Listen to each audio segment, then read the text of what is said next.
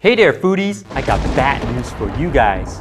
Malaysians consume a whopping 59 kilograms of seafood per person every year, making us the seafood champion of Southeast Asia. But here's the catch. The Department of Fisheries Malaysia warns that in just 30 years, seafood could become a thing of the past. So say goodbye to your crabs, lala and kembung. According to WWF's Save Our Seafood Guidelines, out of 84 common seafood types, 37 are in the red zone, so we must avoid eating them, while 32 are in the yellow category that must be consumed less, and only 15 are green, which means it's safe to enjoy. Even Nasi Lemak's beloved anchovies and kembung are on the yellow list, while bawang putih and ikan pari, red alert. And this isn't some far-off doomsday prediction, it's happening right now. Overfishing and climate change are destroying our oceans. But while the government talks about sustainability, the very fishermen who feeds us are losing their boats, jetties, and way of life. Okey, dia orang nak ambil Pulau Pangkor, dia orang nak ambil jeti nelayan, nak ambil perkampungan nelayan. Dia orang hilang tempat dia orang nak proses ikan. Dia orang hilang tempat dia orang nak parking boat. Dia orang hilang sumber pendapatan. Itu yang paling penting. What is really lacking in the people in the project is short-sightedness to environmental sensitivity, especially in island-related events. So it is unfair for the fishing people. I would fight with them that they need to have their rights.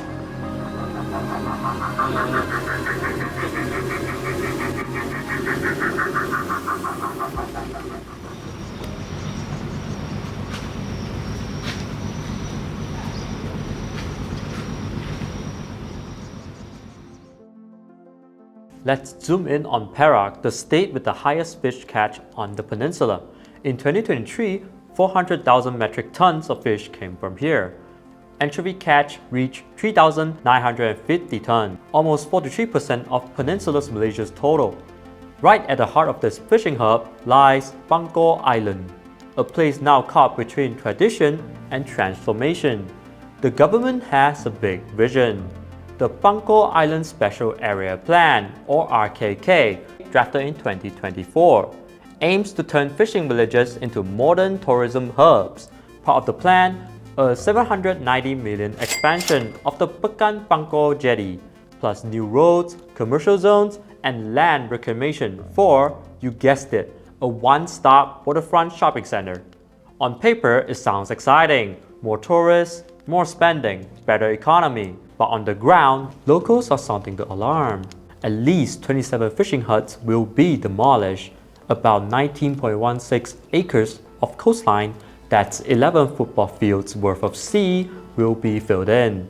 The coastline, which has sustained them for generations, is about to be changed forever. 这个也是他们 block 的范围，整个这边这些全部都是鱼寮，然后在这个范围，差不多将近50%的江鱼业者都在这边。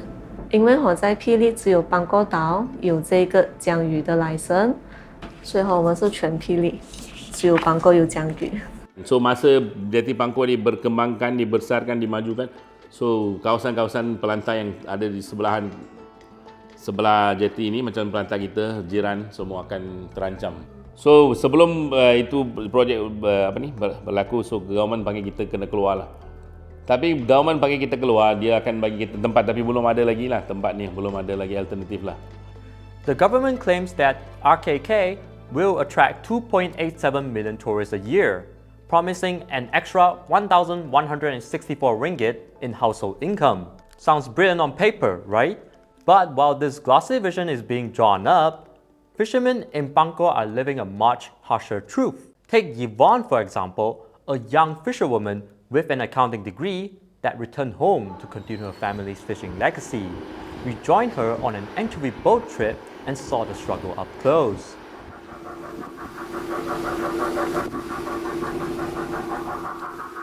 The sea was calm, but the sonar barely picked up anything. After nearly an hour, we finally spotted something, but it wasn't the prized anchovy catch, just ikan baja, small worthless fish with little to no market value.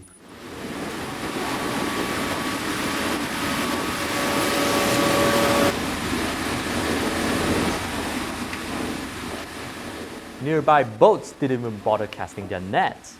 They went home empty-handed. Yvonne told us plainly, this isn't a new problem. 去年的时候有一段时间，海岸那一边都没有鱼，不只是邦国，什么南中这一边真的就是没有鱼。为什么？过度捕捞吧，我们不确定发生了什么，但是在海上面你找不到那个鱼，因为我们供应已经这样不舍得，你们也知道吗？我们已经是看天吃饭，多一两捕鱼就代表多一个 chances。多一个 chances 在那边拿到鱼，然后 serve to the table。最后，当你的渔船越出越少的时候 ，of course， 我们的供应量一定会减少的。From 2019 to 2023, Malaysia's marine fish catch dropped 5 years in a row. It only saw a slight recovery in 2024, and even that came with a catch. El Nino hit hard between 2023 and 2024, warming up our oceans and driving the fishes away. According to the fisheries director Adnan Hussein, the El Nino phenomenon was a major factor behind the dwindling haul. Ini termasuklah menyebabkan kelunturan kepada karang ataupun coral bleaching yang berlaku di kawasan-kawasan taman laut kita. Dan pada masa sama, apabila berlaku peningkatan suhu yang panas, setengah kumpulan ikan akan bergerak ke perairan yang lebih dalam, yang lebih jauh. Ini sebagai contohnya ikan-ikan pelagic. Ikan pelagic ni termasuk seperti ikan selar, ikan kembung, ikan tenggiri dan juga ikan tamban, ikan selayang. So what's the fishery department doing about all this? They warned us years ago about disappearing fish and are actively trying to stop things from getting worse. Ironically, it was COVID-19 that gave the ocean a breather. With less fishing during the lockdowns, marine life had a chance to recover. Plus, the department pushed for protected areas and cut down fishing licenses to curb overfishing. So our fish supply is fine for now, and that's a big relief. Dari segi self-sufficient ratio ataupun SSR, sektor perikanan telah pun mencapai 90.7%. Maknanya sektor ini dah dari segi tahap self-sufficient ratio-nya adalah agak tinggi. Maknanya kebergantungan import itu sebenarnya dalam sekitar 10% sajalah. But for the fishermen on Pangkor, things aren't looking so bright. Sure, the authorities talk about protecting resources and boosting production. But on the ground, fishermen are losing basic essentials. Places to dock their boats, dry their fish, and even repair their gear. It's not just inconvenient, it's a mess. Tempat yang menjadi pusat tumpuan ekonomi perikanan ni, tempat dia mesti strategik. Kalau katakan tempat ni pun tak selamat daripada ribut, tak selamat daripada angin kuat, tak selamat daripada ombak besar, tak bolehlah kita nak buat macam tu kan. Tak bolehlah kita nak buat pelantau untuk nak parking boat, untuk nak proses ikan bilis, untuk penempatan. Memang tak bolehlah. Sebab tu, bagi saya, kawasan ni memang tak boleh usik. Kecuali untuk you upgrade, okey. Meet Juan, a former fisherman turned city councillor. Now, working in tourism, he has seen it all. And according to him, tourism comes and goes. It's seasonal. The real heartbeat of Pangkor's economy is not the duty-free shops or shiny new attractions. It's the everyday people who live off the sea. The ones casting nets, hauling in fish, and keeping the island alive. Kebanyakan penduduk tempatan masih bergantung kepada perikanan. Sebabnya, kawan-kawan saya, walaupun dia jadi pemandu pelancong, tapi bila normal day, dia akan jadi nelayan untuk nak cover. Dia boleh jadi pemandu pelancong untuk weekend, untuk public holiday. Tapi selain pada tu, dia kena balik kepada nelayan untuk nak cover dia punya income, sara hidup dia sendiri. Jadi sebab tu saya cakap kita tak boleh buang sektor perikanan di Pulau Pangkor ni. Kita kena jual kita punya produk. Kalau kita buang sektor perikanan, kita jual produk duty free, berapa lama boleh bertahan? Power nak menarik orang datang dengan kita hanya jual produk duty free ni kan, kita tak boleh tahan lama. Sebab kita boleh tengok contoh macam di Langkawi. Kalau dah bot tak boleh keluar masuk, kalau dah bot tak boleh pergi ke laut dengan keadaan yang tak selesa, kan? Contoh saya lah. Saya industri hasil perikanan. Saya memerlukan ikan untuk dapat produk. Saya pun terjejas. Kan? Jadi orang-orang Pangkor contohnya, mereka beli ikan kembung, ikan tongkol untuk nak makan kat rumah. Ikan tak ada. Mereka pun terkesan. Yvonne break it down for us in the simplest way. On Pangkor, there's a saying, good harvest from land and sea. Here's what that means. When the fisherman comes back with a big catch, the whole island comes alive. It's like Chinese New Year. A good catch means cash in fishermen's hands, which gets spent at local shops and eateries, where everyone benefits. From the grocery store auntie to the noodle store uncle. That's real economic circulation. Simple, powerful, and driven by the sea. 当他 supply 不在那边的时候，巴萨的人他们就会去拿 import 的鱼。import 的鱼，他要进到 Malaysia， 他要的时间又更久，他要求会放更多。它通常价格不会很高，只是我们吃不到很新鲜、好吃、健康的鱼，然后再加上工作机会也不在我们这边。我们是 support 着人家的国家的渔业，而不是 support 着我们国家的渔业。Pangkor is famous for its blue-eyed ikan bilis. Perak promotes it. Oh, welcome to blue-eyed ikan bilis. This is Dr. Kamala, a retired lecturer who now calls Pangkor Island home. She didn't hold back. She called the 300-page development blueprint short-sighted, sloppy, and unsustainable. But if you're killing all the spawning areas, what are we going to promote here?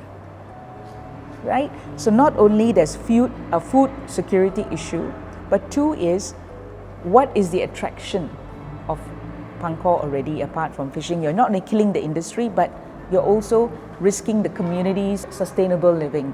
And 80% of the people depend on the secondary business. From the fishery comes the anchovies, the dried anchovies, then the crisps. All these are secondary business the local people are doing. So when you kill that sector, you're killing the entire community here. It doesn't make sense.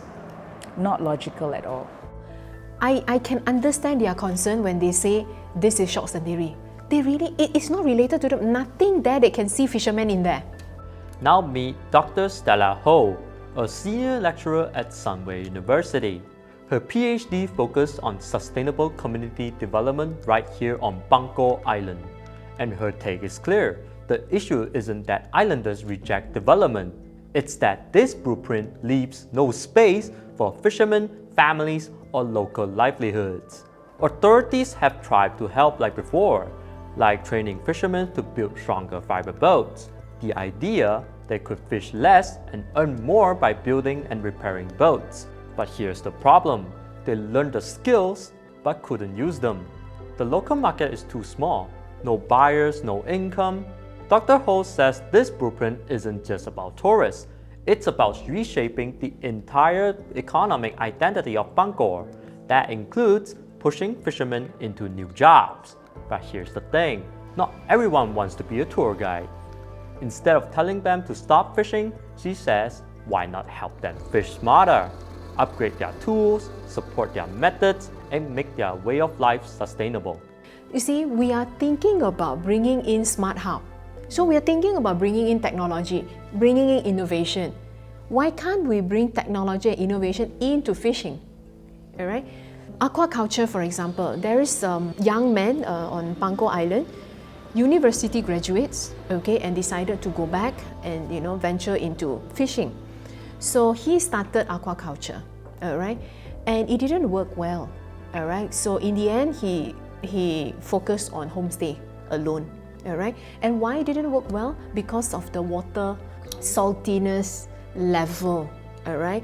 So it cannot, you cannot rear just any kind of fish. Can we spend money on R&D here? What can grow? What can be reared here? And how it can be reared? What kind of technology you can bring in to improve the productivity in aquaculture here? Para Exco Sandra Ng told us that over 3,000 feedback forms were submitted after the blueprint went public, and they're still going through all that input. She clarified that the blueprint is just a broad direction for now. The actual relocation of fishing huts, that will only happen after developers submit their formal proposals. Meanwhile, Plan Malaysia, the agency under the Housing Ministry, is the main planner behind this blueprint. In response to concern, they emphasize that this isn't about replacing traditional fishing, but creating a more organized, convenient space to support the local economy. That's why the plan includes a 3.56-acre site labeled as C8, with facilities like cold storage and docking space where 27 fishing huts are expected to be relocated. They also assured a full environmental and social impact assessment, but here's the question. From here to here, if you were a fisherman, would you be okay with moving?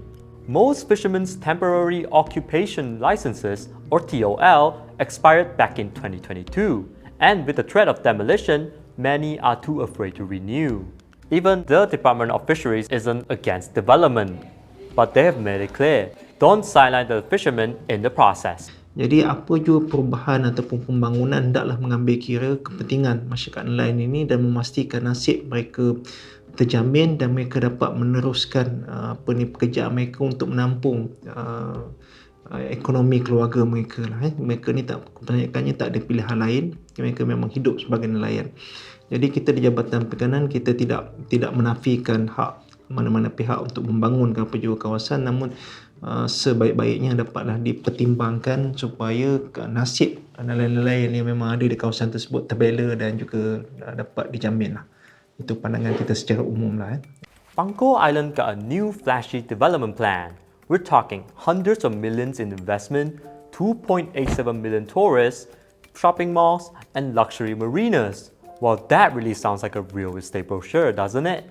But here's the big question. Who is all this really for? They say each household could earn an extra 1,164 ringgit a year.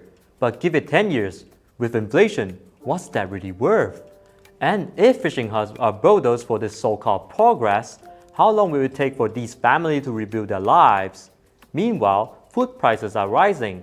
Rice, eggs, pork, plus that expanded SST tax. So why are we tearing down the very fishing communities that feed us?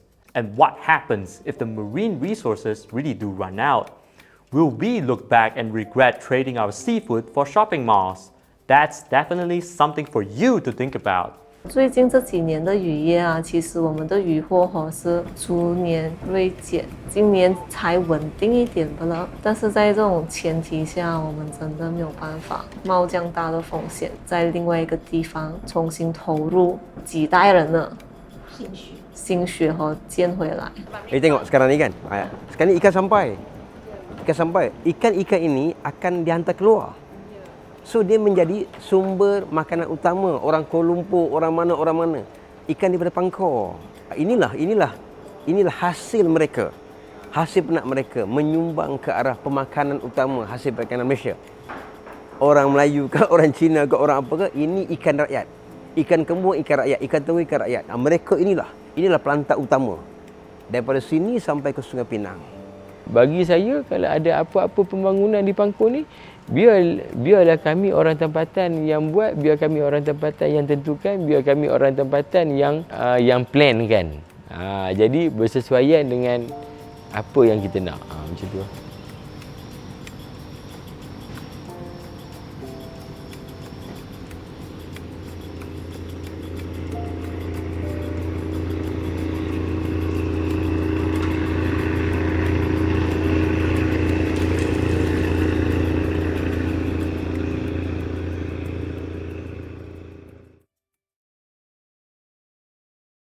So people, we have spent the last 3 months on this story, digging through reports, fieldwork, and speaking to experts. If you learned something new, consider supporting us by scanning the QR code or clicking the link below. Your support will continue to help us in making new videos just like this one that breaks down complex topics in the most simple and accessible ways. Thanks for watching and see you in the next one.